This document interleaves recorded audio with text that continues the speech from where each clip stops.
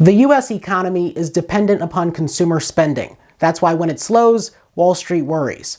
But despite elevated inflation, Americans have continued spending money. In fact, in Q2 of this year, according to the Bureau of Economic Analysis, the country's economy grew by 3.8%, with consumer spending among the primary drivers. But here's the thing, the majority of Americans haven't upped their spending. That, according to an analysis of government data by Moody's Analytics. Moody's chief economist Mark Zandi shared in a mid-September post on X, formerly Twitter, a visual representation of that analysis. The story it tells is that the bottom 80% of earners, those earning less than $175,000 annually, have kept their spending on pace with inflation, while the top 20% of earners accounting for inflation have spent more. Professor Steven Durlauf is the director of the Stone Center for Research on Wealth Inequality and Mobility at the University of Chicago. Earlier this month, I sat down with him for an extended conversation on wealth inequality, which I began by having him define the term. There's an important distinction between income and wealth, that's for sure. And so you could ask about the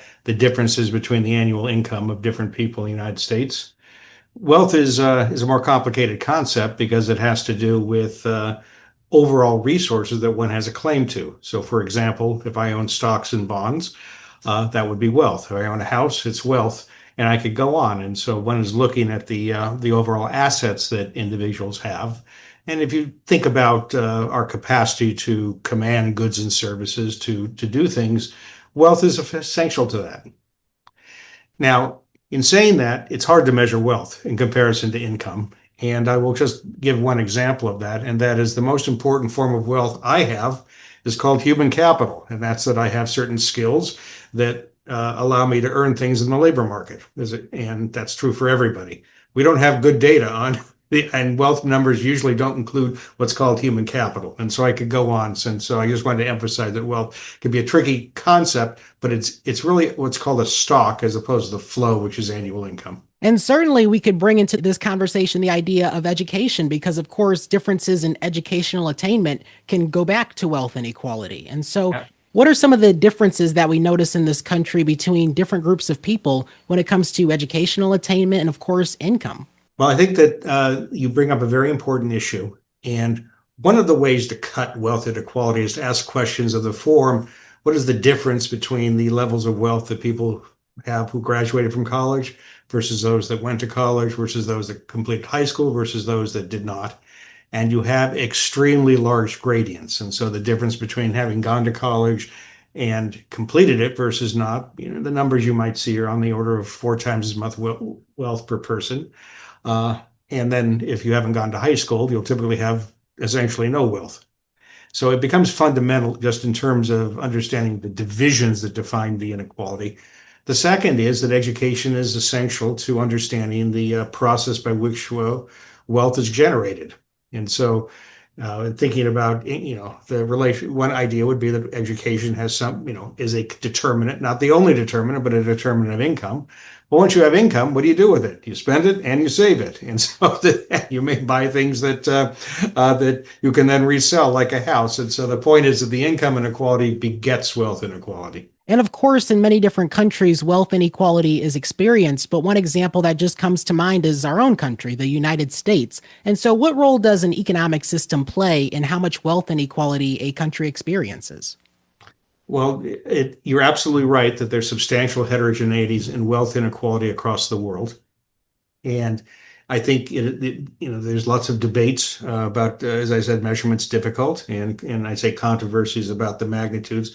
But it would be very hard not to argue the United States has substantially more wealth inequality than comparably advanced economies. Is there a way for our economic system to change in reducing wealth inequality, and maybe that requires taking a policy lens? Well, let me start with the policies that differentiate the United States from other countries in terms of wealth inequality. One of the reasons we have more wealth inequality is that we have a less progressive tax system. And so one of the, put differently, one way that you can equalize the differences in the outcomes in a capitalist economy is through the tax and transfer system.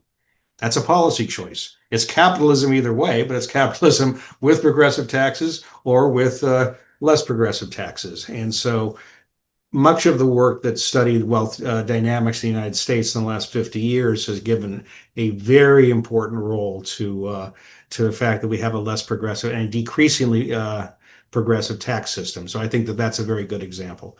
A second example has to do with what you brought up before, which is educational inequality. Different societies have different ways they organize education. When I'm teaching inequality to students here at the University of Chicago, many of the students are from other countries, and they're shocked to hear that school districts play an important role in the generation of the resources for schools. And so something on the order of 40% of the revenues are coming from the many thousands of school districts in the United States.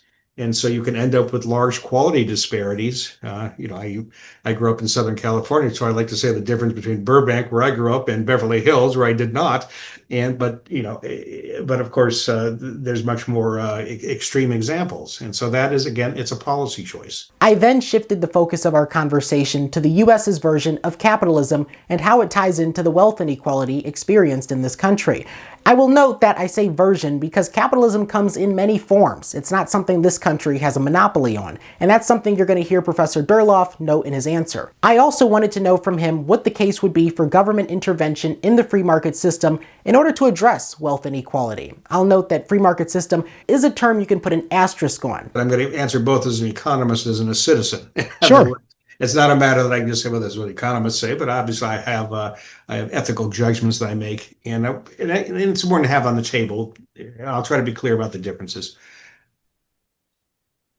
Capitalism is a very broad tent. So if you said to me, is Sweden a capitalist economy? I'd say, of course it is, because there's private ownership of the means of production. Was the Soviet Union a capitalist economy? No, it was not. And so the point is that in thinking about capitalism, it comes in many, many varieties, and it is perfectly compatible with capitalism, and I would argue with the efficiency and growth dimensions of capitalism to try to have the system evolve in such a way that attenuates extreme inequalities. And so going down that route, I think that if we thought about a society, so now I'm going to give you what I call the citizen idea, which is we want everybody to fulfill their potential. And people may have different potentials, but whatever it is, we want them fulfilled. Well, if we think about it that way, then it says that a system in which I have grossly unequal per pupil expenditures because of the accident of birth, whether or not your parents are rich or not, that means people are not fulfilling their potential. And so that's also an example where if you equalize things, that means that people are going to better fulfill their potential. And that's what capitalism is good unconditionally. In other words, this whole idea that there's incentives for efficient production, et cetera, all of that's true.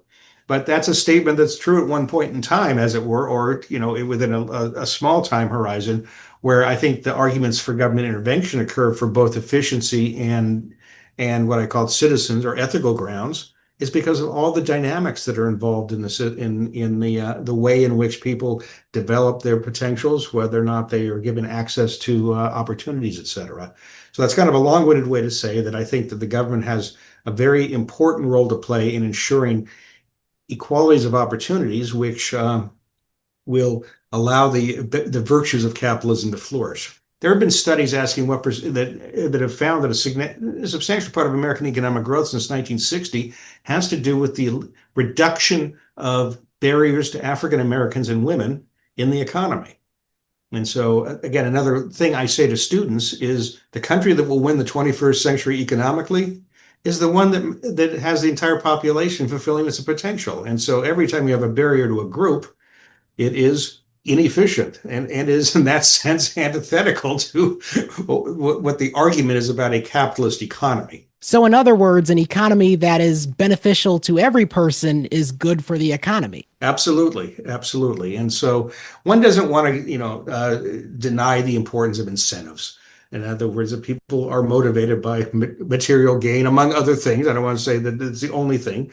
And that when firms make decisions, investors make decisions, technologists make decisions, that capitalism is very good at creating incentives to produce extraordinary growth. I mean, if you think about the state of the world before and after the Industrial Revolution, the typical figure is that you will see 2,000 years where world per capita GDP is stagnant at a very low level, and then suddenly it goes up in an extraordinary fashion.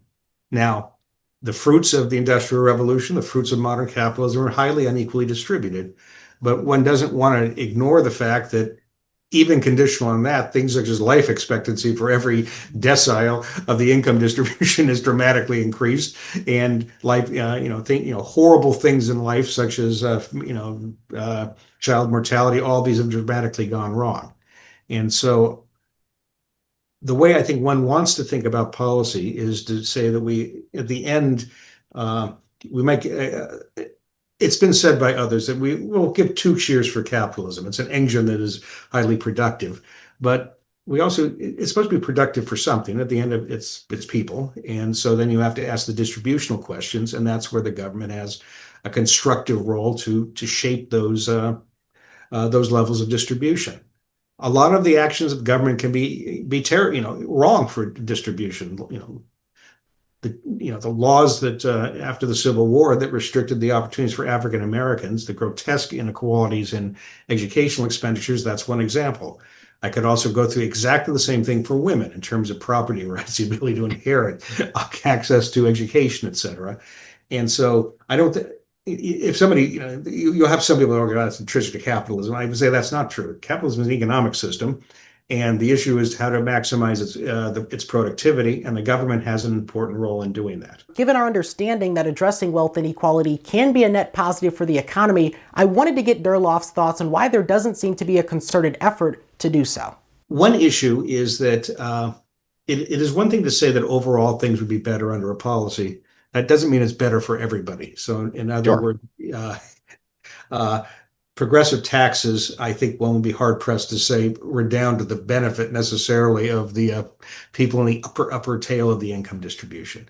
And so the political question is how does our system produce policies that are equality and productivity enhancing? And there's cases where it has, but I'm quite confident that there's cases where it has not. And so once you go down that route, one question you would ask is kind of where the median voter is. And so that's the easiest question. Unfortunately, if people are self-interested, that doesn't create incentives to help the very disadvantaged, because that is going to be a transfer from the non-very disadvantaged to the disadvantaged. Now, thankfully, human nature is not that